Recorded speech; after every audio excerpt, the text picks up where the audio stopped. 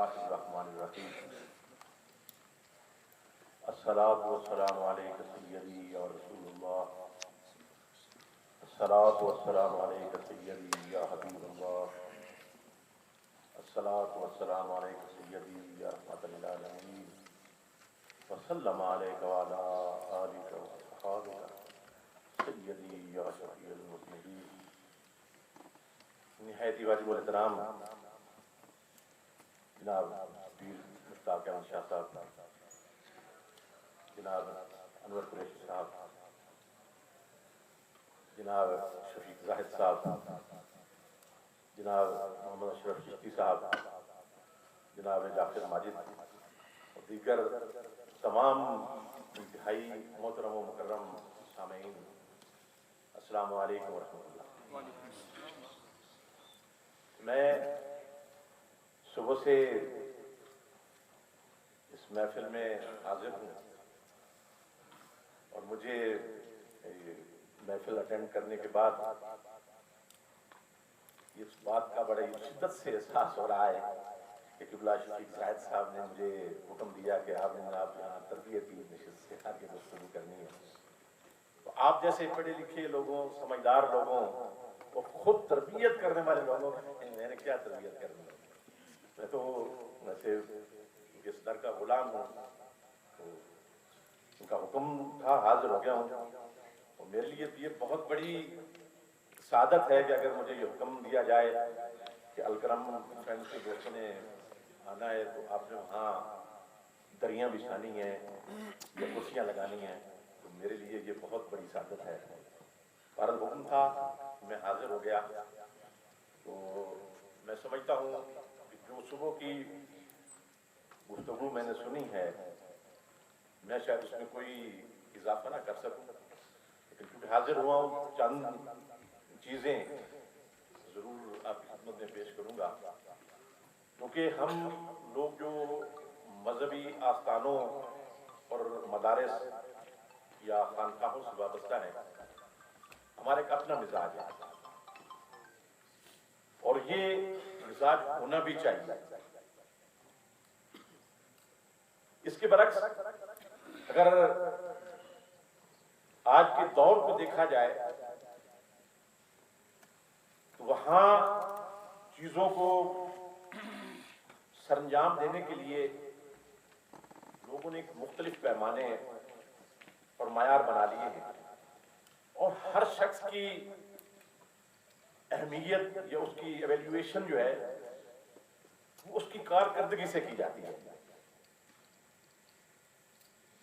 मिसाल के तौर पर मैं अर्ज करूंगा, रोजाना हम सब लोगों का बैंकों में जाने का इत्तेफाक होता है। आपने देखा होगा कि आप मैनेजर जो है वो बैठा है बैंक में, एक बंदा है, अब उसके सामने लैपटॉप खुला हुआ है, उंगलियां उसकी उस पर कुछ न कुछ टाइप कर रहा है, लिख रहा है, वो अपने एक काम कर रहा है। इधर उसके कान के साथ मोबाइल लगा हुआ है और किसी को वो बता रहा है कि ये करना है, ऐसे करना है, ऐसे करना है, ये करना है। और एक तीसरा बंदा उसके सामने भी बैठा है चेयर पे, वो उसको भी डील कर रहा है। एक बंदा बैक वक्त 3 बंदों के काम कर रहा है। तो इसको इस दौर के अंदर कहा जाता है कि ये शख्स जो है बड़ा प्रोफेशनल है, इसे प्रोफेशनलिज्म का नाम दिया जाता है। यानी एक बंदे की सलाहियतें जज की जाती हैं कि एक बंदा बैक वक्त कितने काम सरंजाम दे सकता है। तो ये चीजें जो है ना, इस जिंदगी के अंदर जब हम कुछ ऐसा तय कर लेते हैं कि हमने कुछ करना है और आम लोगों से हट के करना है, तो फिर हमें अपनी कारकर्दगी को मैयर करना पड़ता है, उसको नापना पड़ता है, उसके कुछ पैमाने और उसूल बनाने पड़ते हैं जिससे हम ये जज कर सकें कि यार हमने क्या किया। तो इसके लिए क़यादत के हवाले से जो बातें बहुत जरूरी समझी जाती हैं और जिसपे आम तौर पे इस दौर में हमारे मोटिवेशनल स्पीकर्स जो हैं ज्यादा जोर देते हैं, सबसे अहम और बुनियादी बात किसी भी तंजीम को रहनुमाई करने वाले लोगों के लिए जो इंतहाई जरूरी है वो उसका अपना विजन है। सबसे बुनियादी बात कि जो शख्स किसी भी तंजीम की किसी भी लेवल पर क़यादत कर रहा है, रहनुमाई कर रहा है, लीड कर रहा है, लोगों को अपने साथ मिला के कोई काम सरंजाम देना चाहता है, तो सबसे पहले तो ये जरूरी है कि उसको पता हो कि वो क्या करना चाह रहा है, उसका मकसद अव्वलीन क्या है। और ये इंतहाई एक आम सा लफ्ज है, लेकिन हमने कभी इस पे गौर नहीं किया, इसे समझने की कोशिश नहीं की कि ये विजन होता क्या है, ये बनता किस तरह है, और इसके अज्जा और लवाजिमात क्या है। तो इसलिए मैं मुख्तसरन अर्ज करूंगा कि दो चीजें हैं अल्लाह करीम जो इंसान को अता फरमाई हैं। एक बड़ी आम सी चीज है, हम चीजों को देखते हैं अपनी आंखों से, इसे सलाहियत को उर्फ़ आम में बसारत कहा जाता है, देखने की सलाहियत। इससे एक मिलता जुलता एक और लफ्ज है जिसे बसीरत कहते हैं। ये दो लफ्ज जो है ये विजन के मफहूम को वाज़ेह करने में बड़े अहम और बुनियादी किरदार अदा करते हैं। बसारत क्या है? अल्लाह करीम ने जो इंसान को 5 हवास जो अता फरमाए हैं, जिनके जरिए इंसान महसूस करता है, उनमें से एक है। होता क्या है कि ये अच्छा, आंख का अच्छा, एक इमेज, कोई एक तस्वुर, कोई एक शक्ल, कोई एक तस्वीर जब उसके सामने आती है तो इसके पीछे एक पर्दा होता है, उस पर उसका फोटो बन जाता है, उसकी तो एक तस्वीर उतर जाती है, और उसके फौरन बाद इंसान का जो दिमाग है वो एक्टिव होता है, सरगर्म होता है। उससे मिलती जुलती जितनी भी चीजें उसके स्टोर के अंदर मौजूद होती हैं, फौरन उनको कंगाल के सामने करता है, अच्छा ये सफेद कलर है, रंग इसका सफेद है, अच्छा। फिर दूसरी वो इससे काम करता है कि ठोस है, ये माया है, माया है। फिर वो इसकी खुशबू, ये कैसी होती है, अच्छा तो ये हो सकता है ये दूध है। ये इतना तेजी से हो रहा होता है ये सारा अमल कि हम इसे आम तौर पे इसका तज्जिया नहीं करते, लेकिन ये एक पूरी मशीन, पूरा कंप्यूटर, इंतहाई तेज कंप्यूटर है, इंसान के ज़हन के अंदर, उसके बैकग्राउंड के अंदर चल रहा होता है। तो हम दुनिया की चीजों को जो देखते हैं बसारत से, उसमें सिर्फ ये चीज हमारा ये इतना मुख्तसर से एक अमल ये चल रहा होता है। लेकिन बसीरत जो है वो इससे बहुत आगे की चीज है। वो इंसान को चीजों को किसी खास जाविये से देखने पे मजबूर कर देता है। बसीरत में ये होता है कि ये एक ऐसा इंसान के अंदर अल्लाह करीम की ऐसी रखी हुई सलाहियत है कि जिससे इंसान अपने माजी के तमाम जो उलूम हैं, जो उसने पढ़े हैं या उसने सीखे हैं या उसके तजर्बे या मुशाहिदे में आए हैं, उसके माजी से उसने जो कुछ सीखा है उसको सामने रख के हाल जिसके अंदर से वो गुजर रहा है उसको महसूस करते हुए मुस्तकबिल की अपने ज़हन के अंदर एक ऐसी शक्ल बनाता है जिससे उसे अपनी पूरी सोसाइटी, उस सोसाइटी के पूरे मसले और उन मसलों का हल एक कुल की सूरत में उसको नजर आता है। फर्क अब दोनों में ये है कि जब हम बसारत की बात करते हैं, बसारत हमें जुज़ियात की तरफ लेके जाती है, हम तकसीम दर तकसीम के अमल से नीचे जा रहे होते हैं, और बसीरत जो है वो एक इज्तिमाई अमल बन जाता है। हम चीजों को मिन हैसुल कुल ایز اے ہول دیکھتے ہیں کہ یہ کیا چیز ہے، کیا بنی ہے، پھر اس سے ایک نتیجہ اخذ کرتے ہیں. وہ جو نتیجہ ہم اخذ کرتے ہیں وہ اصل ہمارا بیان ہوتا ہے کسی بھی صورتحال کے حوالے سے. وہ نتیجہ اس کو ہم اپنے ذہن میں رکھیں. یار اس معاشرے کا سب سے بڑا مسئلہ یہ ہے. اب قیادت جو ہوتی ہے اس کے لیے سب سے پہلے ضروری چیز یہ کہ اس کا اپنا ویژن بالکل فریش ہے.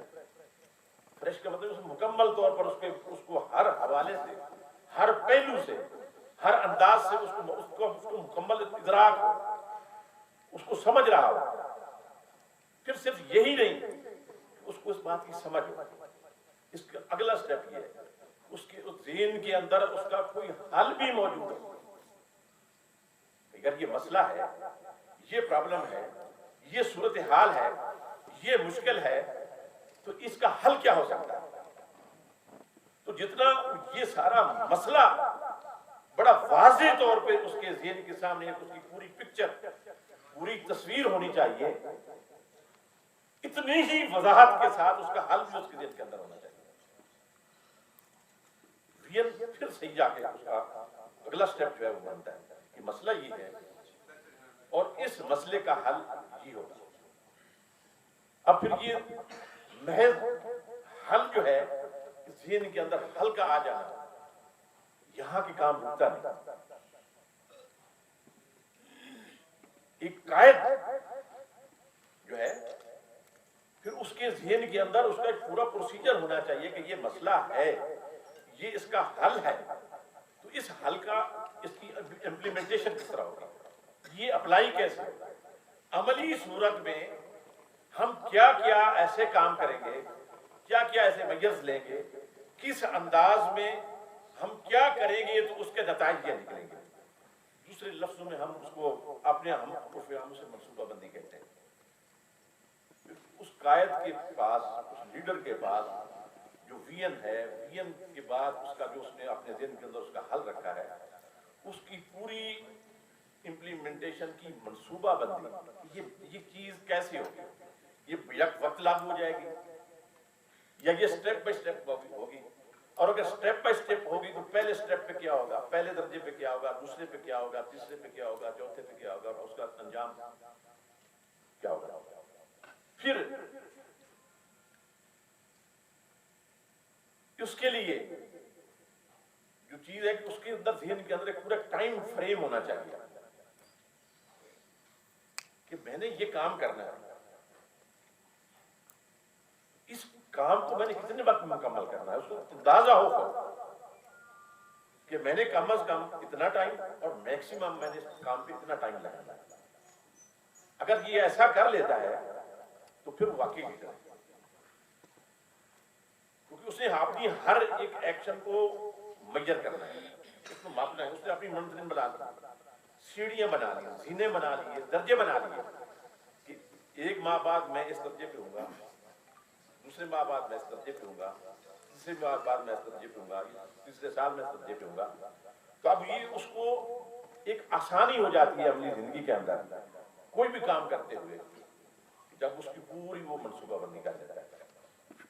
پھر اس سے اگلا مرحلہ جو ہے لیڈر کی جو اوصاف میں اس کو میں سمجھتا ہوں بہت ضروری ہے کہ یہ سارا کام اس ایک فرد نے نہیں کرتا، نہ وہ کر سکتا ہے. اس لیے ضروری ہے کہ اس کے ساتھ کوئی ٹیم ہو. اگر ٹیم ہوگی تو پھر اس کو اس میں سہولت ہوگی. اس لیے جو لیڈر ہے اس کے لیے ضروری ہے کہ اپنا جو کام کرنا چاہ رہا ہے، جو اس کا ویژن ہے، جو ایک نقشہ اور ایک سانچہ اس نے اپنے ذہن کے اندر بنایا ہے، ایک منصوبہ جو اس نے خود تیار کیا ہے، اس کی اپلیکیشن کے لیے، اس کو اپلائی کرنے کے لیے ایک بہترین ٹیم اس کے پاس. اس سے اگلا مرحلہ یہ ہوگا اسے اپنے لیے ایک بہترین ٹیم کا انتخاب کرنا ہوگا. کون سے لوگ ہیں میرے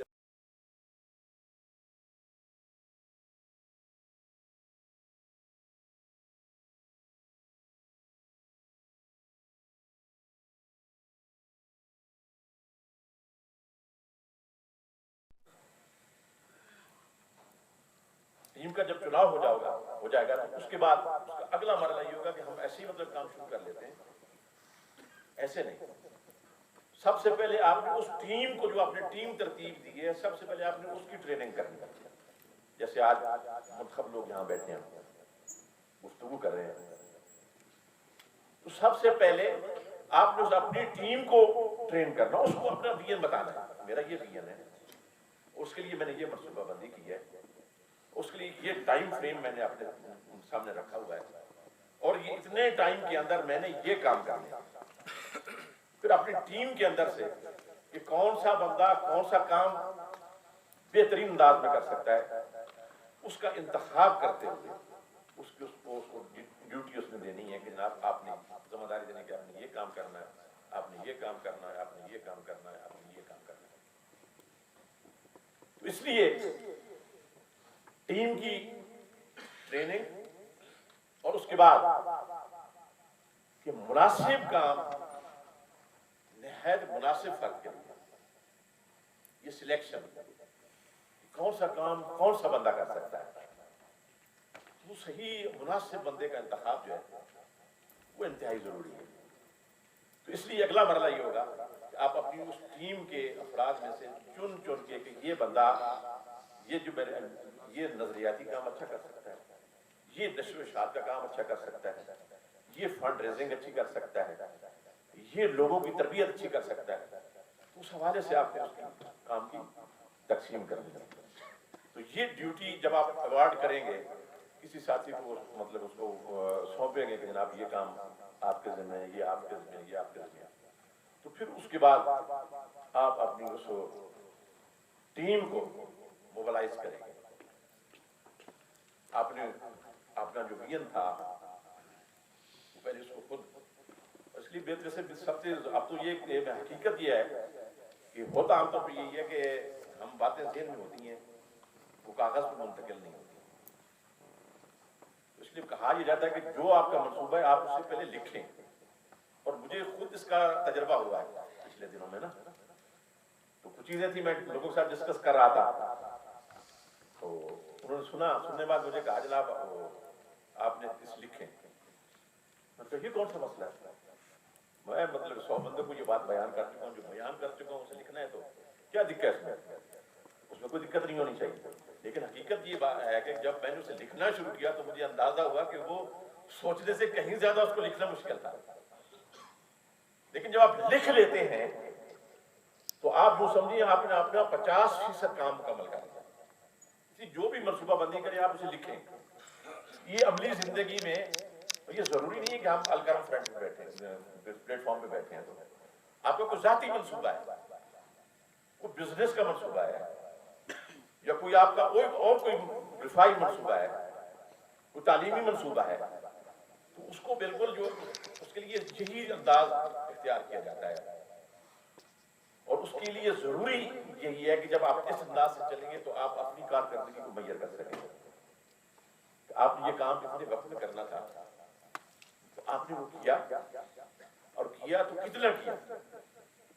اور اگر نہیں کر پائے تو وجہ کیا تھی۔ یہ ساری چیزیں اگر آپ اس انداز سے کریں گے تو آپ کو آپ کی ایک ایک جو ہے کامیابی وہ بھی آپ کے پاس نوٹ ہوگی، لکھی ہوئی ہوگی، نظر آ رہی ہوگی، اور ایک ایک ناکامی وہ بھی آپ کے یہاں لکھی ہوگی، آپ کو نظر آ رہی ہوگی۔ تو جب کامیابی لکھ لیں گے آپ اپنی، اس کا نتیجہ یہ ہوگا کہ آپ کو پتہ ہوگا کہ میں نے یہ کام اس انداز سے کرنا ہے تو مجھے اس میں یہ کامیابی ملی، اور اگر خدا نخواستہ کسی جگہ پہ کوئی ناکامی آ جاتی ہے تو آپ کو پورا مطلب اس کا اندازہ ہو جائے گا کہ نیکسٹ ٹائم میں نے اس چیز کو اوائڈ کرنا ہے، میں نے اس سے پرہیز کرنا ہے، میں نے اس سے دور رہنا ہے، تو یا اس کا میں نے متبادل حل جو ہے وہ تلاش کرنا ہے۔ اس لیے اگر یہ چیزیں ساری اگر لکھی ہوئی ہوں گی تو یہ بہت سود مند ہوگی، بہت آسان ہوگی۔ اس لیے کسی بھی تنظیم، کسی بھی تحریک، کسی بھی منصوبے کے لیے کسی بھی حوالے سے ہو، اگر اس کو لکھ لیا جائے تو یہ بہت اچھا ہے، وہ کاغذوں کے اندر لکھا ہو، پھر اس کی پوری منصوبہ بندی لکھی ہوئی ہو، پھر اس کے بعد اس کے لیے پوری ٹیم لکھی ہوئی ہو، ٹیم کے پھر آگے جیسے ہم کرتے ہیں اپنی تنظیموں کے اندر کہ کس کے پاس کون سی ڈیوٹی ہے، کون سی ڈیوٹی کر رہا ہے وہ لکھی، اس کی ذمہ داری لکھی، پھر اس کو آپ ہر ایک شخص کی مطلب نشر و اشاعت والا کیا کر رہا ہے، فنڈ ریزنگ والا کیا کر رہا ہے، تبلیغ والا کیا کر رہا ہے، دعوت والا کیا کر رہا ہے، ٹریننگ والا، تربیت کرنے والا وہ کیا کر رہا ہے، تدریس والا کیا کر رہا ہے. تو یہ ساری چیزیں آپ کو مطلب اس انداز میں اگر آپ کریں گے تو اس سے یہ ہوگا کہ ہمارا منزل ہے وہ بہت جلد ہم پہ جو ہے وہ عیاں ہو جائے گا، بہت جلد ہم اپنی منزل کو پا لیں گے. لیکن اس کے برعکس اگر ہمارے اپنا ذہن کنفیوز ہے، ہم خود کلیئر نہیں ہیں، ہمارے سامنے اپنی منزل ہے ہی نہیں، ہم نے کرنا کیا ہے، مطلب ایسے ہی ہے کہ میں نے لاہور جانا ہے اور میں پشاور کی گاڑی میں بیٹھ گیا ہوں، یا رستے میں جو بھی گاڑی آ رہی ہے گزر رہی ہے روڈ کے اوپر سے، میں اسی کو ہاتھ میں اس میں بیٹھ گیا، کیا میں لاہور پہنچ جاؤں گا؟ یہ چیزیں پہلے اگر طے ہوں گی، یہ میں ڈیسائیڈ کروں گا کہ میں نے فلاں مقام پہ پہنچنا ہے، پھر اس کی متعلقہ بس ڈھونڈوں گا، وہ روٹ اختیار کروں گا، پھر ہی اپنی منزل پہ پہنچوں گا. تو اس لیے ہمارے کام عام طور پر ڈھیلے ڈھالے ہوتے ہیں، لیکن جس دور کے اندر ہم زندہ ہیں یہ کمپٹیشن کا دور ہے،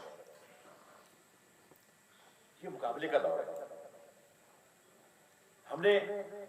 اپنی زندگیوں کو ایک کامیاب زندگی میں اگر بدلنا ہے، ہم نے اپنے مشن کو کامیاب کرنا ہے، ہم نے اپنے ان پروگراموں کو، اپنی ان تحریکوں کو اگر سفر پار کرنا ہے تو اس کے لیے ہمیں بالکل واضح طور پہ ہمارا اپنا ویژن کلیئر ہونا چاہیے، اس کی پوری منصوبہ بندی ہونی چاہیے، منصوبہ بندی کے لیے بہترین ٹیم ہونی چاہیے، اس ٹیم کی بہترین ٹریننگ ہونی چاہیے، اس ٹریننگ کے بعد ان کو مناسب بندے کو مناسب جو ہے خدمت کی ذمہ داری سونپی جانی چاہیے. اور اس کے بعد آپ دیکھیں گے کہ انشاءاللہ تعالی یہ سارے مرحلے آسان ہیں. یہ ساری چیزیں میں سمجھتا ہوں جو شخص قیادت کر رہا ہے، یہ ساری ان چیزوں کا اس کے ذہن پر کلیئر ہونا بہت ضروری ہے. آپ نے سب سے پہلے جو بھی مشن یا مقصد ہم نے آپ کے لیے طے کیا ہے اسے بالکل واضح طور پہ اسے لکھیں، اور پھر ہو سکے تو روزانہ اس کو دہرائیں، روزانہ فریش ہو. بلکہ سائیکولوجیکلی تو لوگ کہتے ہیں کہ آپ لکھ کے اپنے بیڈ روم کے اندر لگا دیں، جیسے ہی آپ کی آنکھ کھلے تو آپ کو سامنے نظر آئے کہ میں یہ کام کرنا ہے، اور اس سے آپ کی نفسیات پہ بڑا اثر ہوتا ہے. وہ چیز، وہ عہد آپ کو بار بار تازہ ہو رہا ہوتا ہے کہ جناب میں نے یہ کام کرنا ہے، میں نے یہ کام کرنا ہے. میں نے جب آپ جیسے ہی آپ کی آنکھ کھلے آپ کو فوراً سامنے نظر آتا ہے کہ میں نے الکرم فرنٹ کی ذمہ داری لی ہے اور میں نے یہ مشن مکمل کرنا ہے اور اتنی دیر میں کرنا ہے. تو اس سے وہ چیزیں آپ بار بار پڑھیں گے تو آپ کا اپنا مائنڈ کلیئر ہوگا، آپ کے دوستوں کا مائنڈ کلیئر ہوگا، جو آپ کے ساتھ چل رہے ہیں ان کا مائنڈ کلیئر ہوگا. اگر آپ یہ چیزیں اس انداز میں نہیں کرتے اس کا نتیجہ یہ ہوگا کہ جب یہ چیزیں خلا میں ہوں گی، آپ جہاں جس محفل میں بھی جائیں گے لوگ آپ کو الف سے شروع کریں گے. ایسے کہ بتائیے الکرم فرنٹ کا مقصد کیا ہے، آپ نے کیوں بنائی ہے؟ اچھا تو یہ یوں نہ کر لیتے، یہ یوں نہ کر لیتے، ایسے کر لیتے تو بہتر تھا، ایسے نہ کرتے تو ایسے بہتر تھا. اچھا یار یہ والا تو فلاں والا بھی کر رہا ہے، ہم نہ بھی کریں تو یہ وہ کر رہا ہے، ہمیں کیا ضرورت؟ یہ سارے ایسے سوالات ہیں جو آپ کو کنفیوز کریں گے، آپ کے سفر کو کمزور کریں گے، اس کی رفتار آپ کی کم کریں گے، آپ کی توانائیاں ضائع کریں گے. اس لیے جو کچھ بھی ہے آپ اسے لکھیں، لکھ کے لوگوں تک رکھیں، ان کے سامنے رکھ دیں. بہت سارے سوالات لوگوں کو وہی ان کے جوابات مل جائیں گے، ان کو سوال کرنے کی نوبت ہی نہیں آئے گی. اور اگر کوئی پوچھے گا تو آپ اسے بڑے آرام سے کہہ سکتے ہیں بھائیوں سے پڑھ لیں، اور اگر پھر بھی کوئی کمی رہ گئی تو آپ ہم سے پوچھیں. تو اس لیے اس سے جو آپ کا اپنا مائنڈ کلیئر رہتا ہے، آپ کے ساتھ جو آپ کی ٹیم ہے اس کا مائنڈ کلیئر رہتا ہے، نئے لوگ جن کو آپ اپنی اس دعوت کے اندر شامل کر رہے ہیں، اس کام کے اندر شامل کر رہے ہیں، ان کا مائنڈ جو ہے وہ کلیئر رہتا ہے. تو اس لیے بالکل میں سمجھتا ہوں کہ جو بھی کام کرنا ہے وہ جن لوگوں کے ساتھ ہمارا جن سے ہمارا پالا ہے یا جن سے ہمارا مقابلہ ہے وہ ان معاملات میں ہم سے بہت آگے چل چکے ہیں. ان کی اگر تعلیمی ادارے بظاہر نام ان کے مذہبی ہیں لیکن ان کا اگر نصاب دیکھیں اگر ان کا طریقہ کار دیکھیں تو 100% بالکل انہوں نے نئی چیزیں اڈاپٹ کر لی اور بالکل جدید خطوط پہ اپنے لوگوں کی تربیت کر رہے ہیں. اور اس کا نتیجہ یہ ہے کہ آپ دیکھیں یہ بینکنگ سیکٹر دیکھ لیں تو ہم کہاں کھڑے ہیں, اس کے برعکس وہ لوگ کہاں چلے گئے. وہ لوگ آپ بینکنگ اور فائنانسنگ کے اندر باقاعدہ پی ایچ ڈی کروا رہے ہیں, اور ہمارے ہاں کوئی ایک ایسا ادارہ نہیں ہے جو آپ کو صرف ماسٹر بھی کراتا ہو. ماسٹر کیا بلکہ آپ کو پڑھاتا ہی کوئی نہیں بینکنگ کے بارے میں, پتہ ہی نہیں ہے ہمارے. تو اس لیے میں سمجھتا ہوں کہ اب جن لوگوں سے ہمارا واسطہ ہے یا جن سے مقابلہ ہے وہ بالکل ان چیزوں کو اختیار کر چکے ہیں. اور آپ سے یہ بات کہنے کا مطلب یہ کہ اگر مجھے اہل سنت کے اندر کوئی امید کی کرن کہیں سے نظر آتی ہے تو وہ ضیاء الامت کے جو شاگرد ہیں ان میں نظر آتی ہے. ورنہ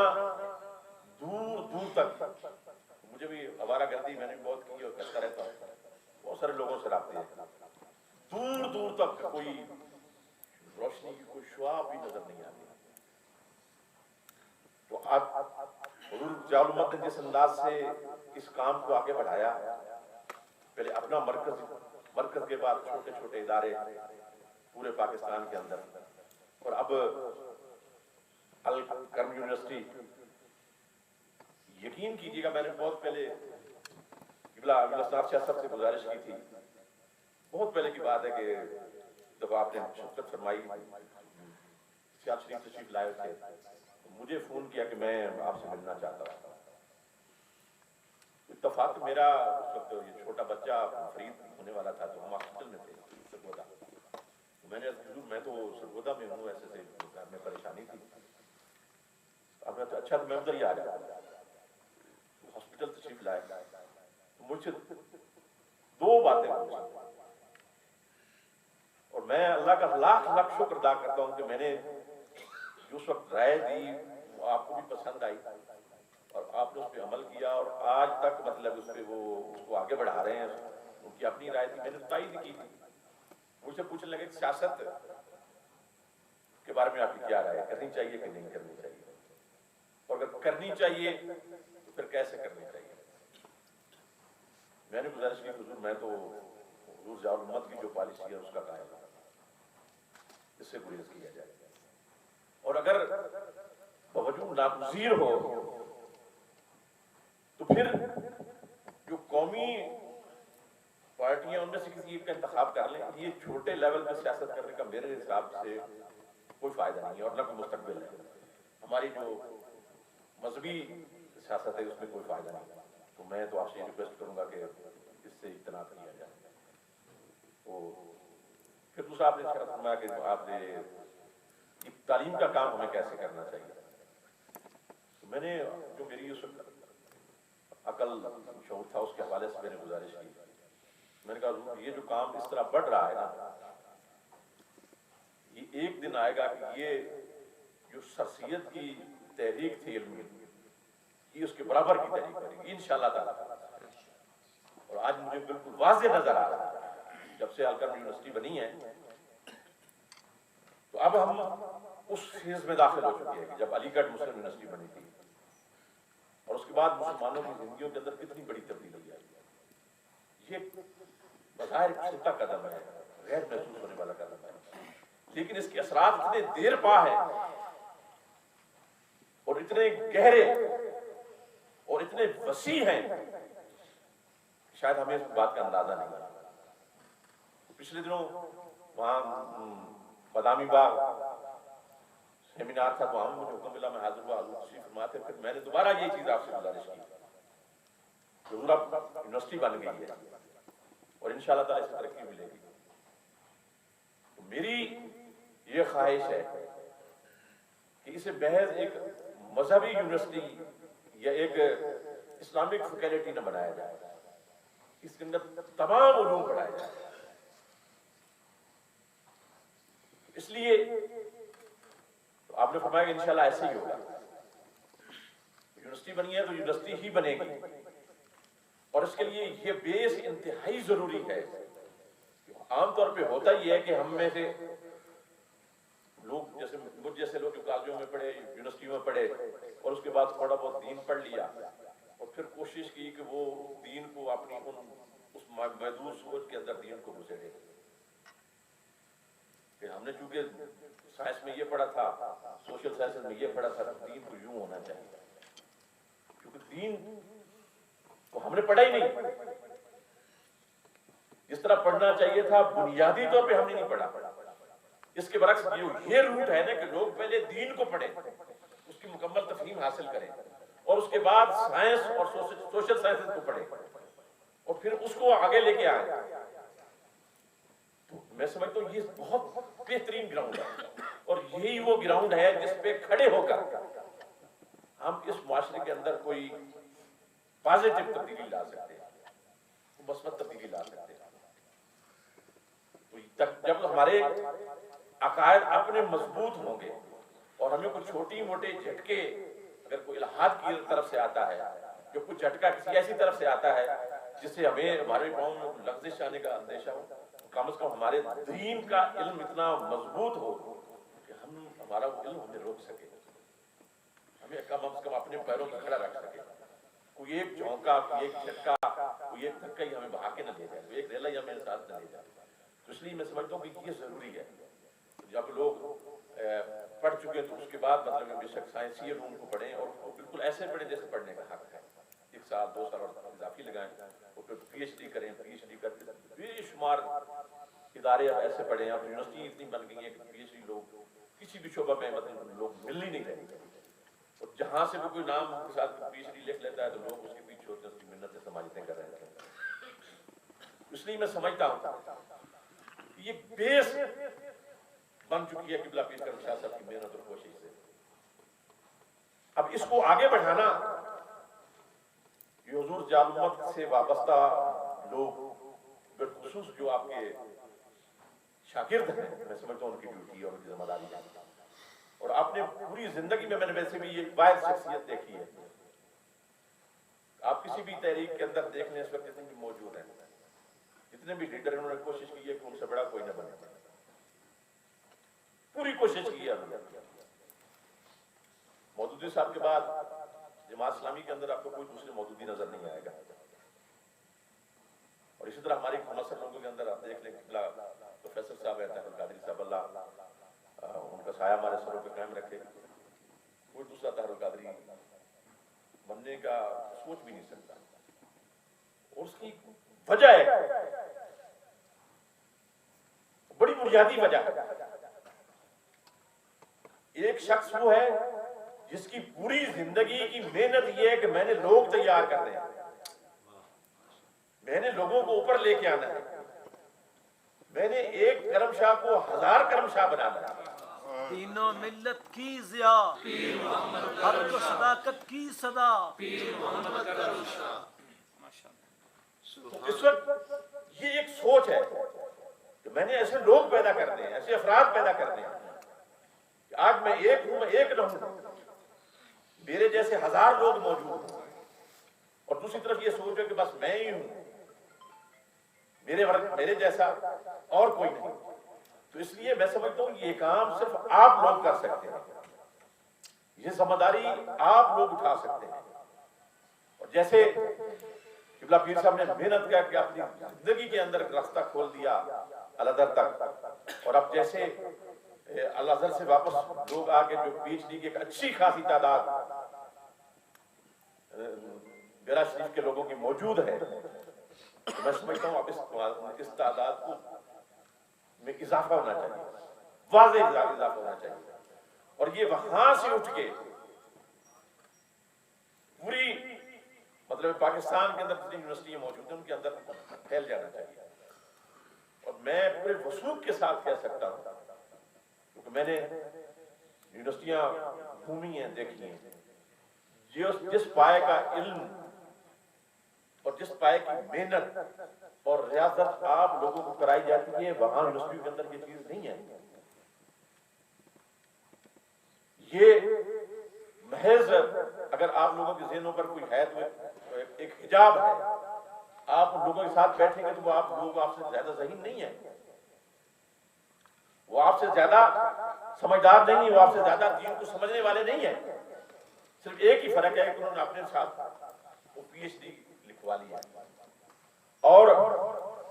ہم آپ لوگوں میں سے اکثر لوگ ایسے انہوں نے یہ لکھوانے کی کوشش ہی نہیں کی. اگر وہ کوشش کرتے تو اس لیے میں آپ سے یہ التماس کروں گا کہ زندگی میں علم صرف یہی نہیں ہے جو آپ یہاں سے حاصل کریں گے. آپ تو چل رستے آپ کے کھل گئے، آپ کی اپنی یونیورسٹی بن گئی وہاں سے. اگر وہاں سے نہیں بھی آپ لوگ ضرور کوشش کریں پی ایچ ڈی کے لیے، ضرور اپلائی کریں. اس سے کا نتیجہ یہ ہوگا کہ آپ کی اپنی تو آپ اپنے یونیورسٹی کو اسٹف فراہم کریں گے، مواد فراہم کریں گے، لوگ فراہم کریں گے. اور دوسرے نمبر پہ آپ ہر ادارے کے اندر جب آپ لوگ موجود ہوں گے کہ آپ کی فکر وہاں ہوگی، وہاں آپ کی سوچ جا رہی ہوگی. یہ بات ذرا لمبی ہو جائے گی لیکن ضروری میں مختصر عرض کروں. یہ جو طلبہ تنظیموں کے اندر ایک دفعہ مطلب آپ کے رجحان رہا ہے کہ ہم نے یونیورسٹیوں پہ ہولڈ کرنا ہے اور قبضہ رکھنا ہے اور یہ اور وہ، یہ بلا وجہ نہیں تھا. اس کے پیچھے ایک بڑی سوچ اور منصوبہ تھا.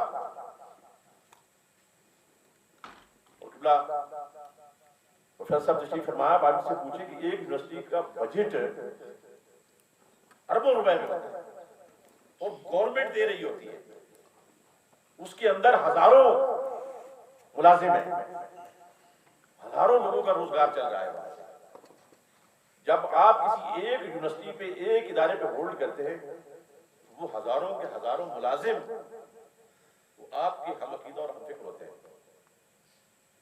ان کی تنخواہیں گورنمنٹ ادا کر رہی ہوتی ہے لیکن وہ کام آپ کی فکر کا کر رہے ہوتے ہیں، یعنی آپ کا کام کر رہے ہوتے ہیں. پیسے گورنمنٹ دے رہی ہوتی ہے لیکن اس لائبریری کے اندر کتابیں آپ کی پڑھی ہوتی ہیں. تنخواہیں گورنمنٹ دے رہی ہوتی ہے لیکن اس کے اساتذہ پڑھا آپ کی فکر رہے ہوتے ہیں. یہ چھوٹا کام ہے. یہ لوگوں نے ایسے نہیں مطلب زندگیاں ضائع کی اس کام پہ. یہ بہت بڑا کام ہے. ایک یونیورسٹی یہ ایک پروسیجر ہے، مطلب ایک ادارہ تعلیمی ادارہ جو ہے نا، آپ ایک بچہ یا اسٹوڈنٹ جو ہے یونیورسٹی کے اندر کھڑا جو ہے وہ کچھ پڑھ رہا ہے، وہاں سے سیکھ رہا ہے. تو وہ یقیناً جو اس نے پی ایچ ڈی کا تھیسس کرنا تھا، کتاب لکھنی ہے، وہ کتاب کل لائبریری میں آئے گی. اس لائبریری میں جب آئے گی اسے بے شمار لوگ پڑھیں گے. جو پڑھیں گے وہ کلاس روم میں جا کے پڑھائیں گے. وہی فکر کلاس روم میں جائے گا اور کلاس روم میں پڑھنے والا جب گلی محلے میں جائے گا تو وہ وہی بات کہے گا جو اپنی کلاس روم سے سیکھ کے آ رہا ہے. یہ پورا ایک چین ہے. آپ نے اگر کسی نسل کو بدلنا ہے، سوچ کو بدلنا ہے تو اس کے لیے اس سے بہتر کوئی ہتھیار نہیں. اور اللہ کے رسول نے جو فرمایا تھا کہ العلم صلاحی، کہ میرا اسلحہ علم ہے. یہ توپ، تلوار، تیر، اس کو سرکار نے اپنا اسلحہ قرار نہیں دیا، علم کو قرار دیا. اس کی وجہ کیا ہے؟ اس کی یہی وجہ ہے کہ اگر آپ نے نسلوں کی ذہنیت بدلنی ہے، نسلوں کی سوچ بدلنی ہے، نسلوں کا کردار بدلنا ہے، انسانیت کا معیار بدلنا ہے، تو پھر اس کے لیے آپ کو یہ روٹ اختیار کرنا پڑے گا. تو اس لیے میں سمجھتا ہوں جو کام آپ لوگ کر رہے ہیں یہ انتہائی اہمیت کا عمل ہے، یہ انتہائی ضروری ہے، یہ انتہائی مؤثر ہے. تو اس لیے اگر یہاں اس کام کے اندر کوئی بھی کام ایسا نہیں، دنیا میں کوئی بھی کام ایسا نہیں جسے کرتے ہوئے بندے کو پریشانی نہ ہو.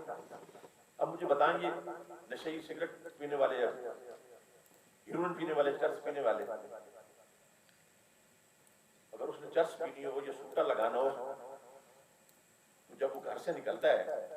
سب سے پہلے تو کہیں سے کہیں پیسے بٹورتا ہے ناجائز طریقے سے. نہ ماں دے گی نہ باپ دے گا کہ تجھے آج نشے کے لیے پیسے دے گا ماں باپ کے بھائی. وہ کہیں سے چوری کرتا ہے، پھر گھر سے نکلتا ہے، خوف ہوتا ہے کہ یار کوئی دیکھ نہ لے، یہ چیز، یہ پیسے میرے گر نہ جائیں گے، کوئی چھین نہ لے. پھر اسے یہ خوف ہے کہ کوئی پولیس والا نہ دیکھ لے. پھر وہ آگے والا بندہ میرے ساتھ کتنے خوفوں سے گزر کے وہ جا رہا ہے ایک غلط کام کرنے کے لیے، ٹھیک ہے نا جی، اور اس کے برعکس اگر صحیح کام کرتے ہوئے ہمیں کوئی دقت ہو، دشواری ہو، پریشانی ہو، تو دشواری تو ہر کام میں ہی ہے، آپ کوئی بھی کریں گے اس میں دشواری اور پریشانی ہوگی، لیکن اگر ایک کام میں دشواری ہو جائے تو یہ دشواری نہیں ہے۔ تو اس لیے حضرت امام احمد بن حنبل کے بارے میں وہ بڑا مشہور ان کا واقعہ ہے کہ ان کا جب گرفتار کیا گیا تو بازار سے لے کے اس کو اہلکار ان کو لے کے جا رہے تھے، اس وقت ایک بہت بڑا ڈاکو تھا، البرٹ ہیسن نام تھا اس کا، تو وہ سامنے آ گیا، آتے ہی اس نے اپنے پیٹھ سے کرتا اٹھایا اور حضرت امام کو دکھایا کہ میری پیٹھ دیکھیں، تو اس میں کوئی ایک انچ ایسا نہیں تھا جس میں کوئی زخم کا نشان نہیں تھا۔ ان کا میں ڈاکو ہوں، میں ظالم ہوں، میں نے سزائیں جھیلی ہیں، لیکن میں نے یہ کام نہیں چھوڑا۔ اے امام، مجھے ایک نیک کام کی وجہ سے گرفتار کیا جا رہا ہے، یہ کام نہ چھوڑنا، یہ اپنا راستہ نہ چھوڑنا۔ اس لیے میں سمجھتا ہوں کہ یہ کام، یہ منزلیں دشوار ہوتی ہیں، پریشانی بھی ہوتی ہے، رکاوٹیں بھی ہوتی ہیں، بندہ مجبور اور بے بس بھی ہوتا ہے، لیکن منزلوں کو وہی حاصل کرتے ہیں جو لگے رہتے ہیں، جو بیٹھ جاتے ہیں، تھک جاتے ہیں، رک جاتے ہیں، وہ کبھی منزل پر نہیں پہنچتے۔ اگر آپ کچھوے کی رفتار سے لگے رہیں گے تو ایک نہ ایک دن ضرور منزل پہ پہنچیں گے۔ تو اس لیے یہ بیڑا جو آپ لوگوں نے اٹھایا ہے، میں سمجھتا ہوں یہ انتہائی مقدس کام ہے، بہت ضروری کام ہے، اور یہ وہ کام ہے جو صرف آپ لوگ کر رہے ہو اور کوئی دوسرا نہیں کر رہا۔ اور خدا نہ خواستہ اگر آپ کے پاؤں میں لغزش آ گئی، اگر آپ نے بھی اپنا چہرہ بدل لیا، اپنا رخ تبدیل کر دیا، پھر تو کچھ نہیں بچے گا۔ اس لیے میں آپ سے یہ التماس اور یہی گزارش کروں گا آپ سے کہ حضرت قبلہ پیر کرم شاہ صاحب کے مشن کو آگے بڑھانے کے لیے جو جدوجہد آپ کر رہے ہیں یہ انتہائی قیمتی ہے، اسے جاری رکھیے گا، اور میرے یہ چند کلمات اپنی بارگاہ میں قبول فرمائیں۔ میں آپ کی ظاہر اور کوئی تشکیل نہیں کر سکتا، بس یہ جبیں آپ سے لگا لی، اگر کوئی کام کی بات ہو تو اسے نوٹ کر لیں، اگر نہیں ہے تو معاف فرما دیں۔ بہت شکریہ۔